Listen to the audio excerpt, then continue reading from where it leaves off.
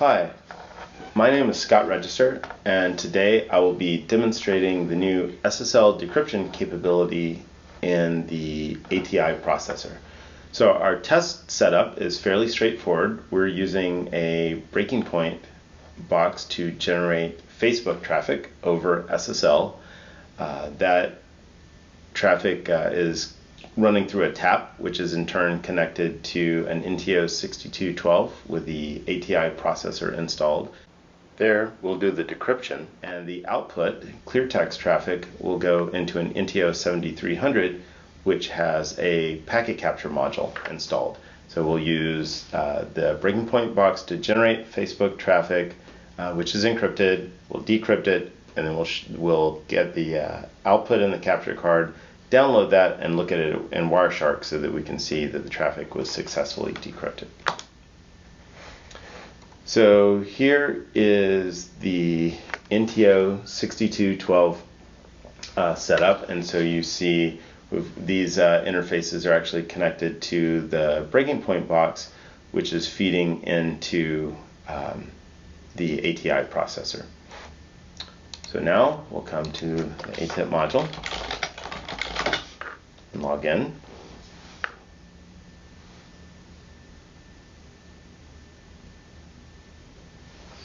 And so we now need to create a new filter. I'm not going to apply any restrictions to this because I'm interested in all applications and all geographies, but I am only interested in traffic which has been decrypted. So I'll check decrypted only, and I will forward this traffic out VLAN 1000, and that will send it out a particular port on the NTO. So I will save this filter.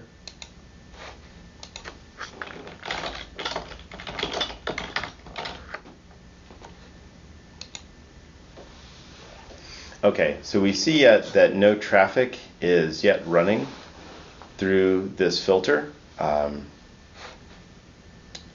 And so now, because there's no decryption happening, so now I will come to the SSL configuration.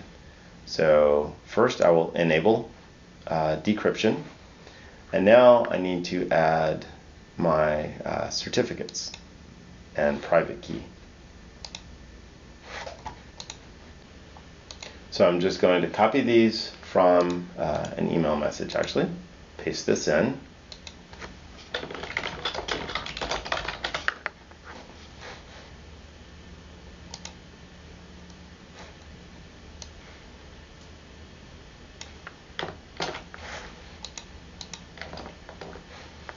So I've now loaded a certificate and a private key from the breaking point box, which is playing the role of both the SSL client and the SSL server.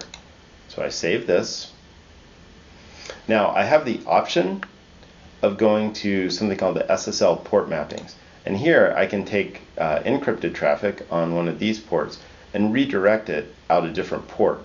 This is important because the output of the ATIP decryption engine is fully stateful, including TCP handshake and recalculation of sequence and ACK numbers and checksums. And this is to make it easier to send the data to a downstream analysis tool. Well, that downstream tool may be expecting clear text HTTP traffic to run over port 80 rather than port 443. So we give you that mapping capability here. So I'm going to close that window, and now I'll come back to the dashboard, and if any traffic were running through that filter, it would show up here.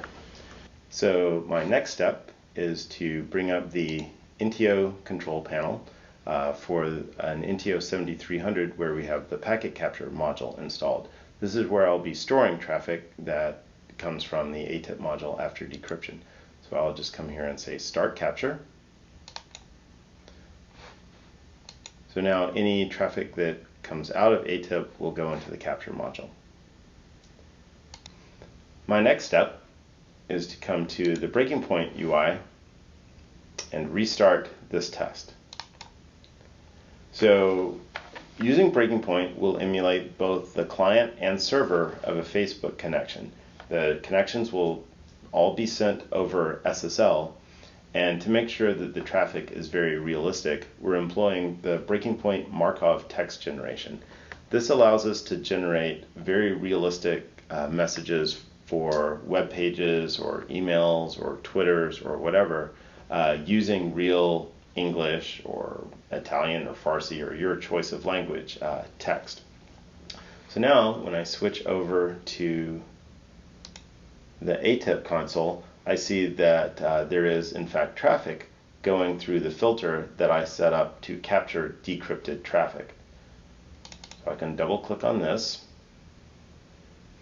and see the bit rate, the session rate. I see the client IP and server address, and in our breaking point emulation, the traffic is coming from a Windows device.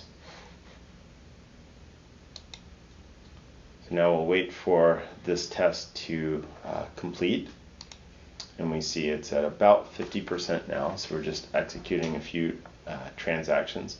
And once we do that, we'll examine the PCAP so that we can see the decrypted output. Okay, and now the breaking point test is complete.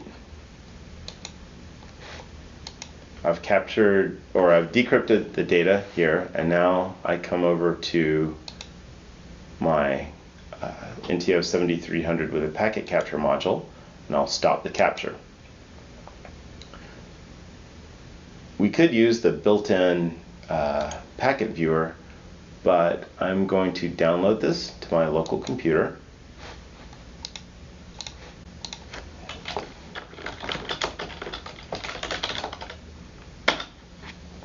I'll just save this to the desktop.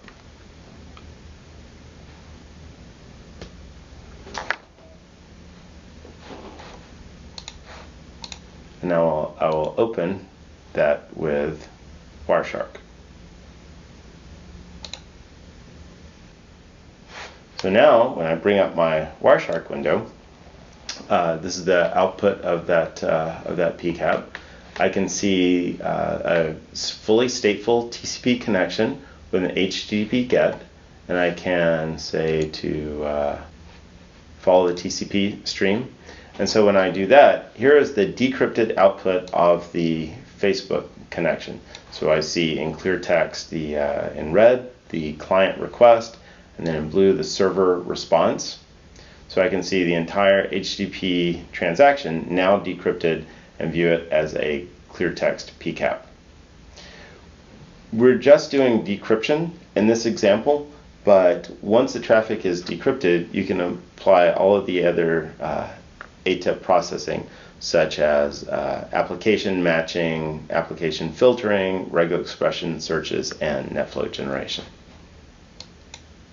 All right, that concludes the demo of decryption using the ATI processor. Thank you.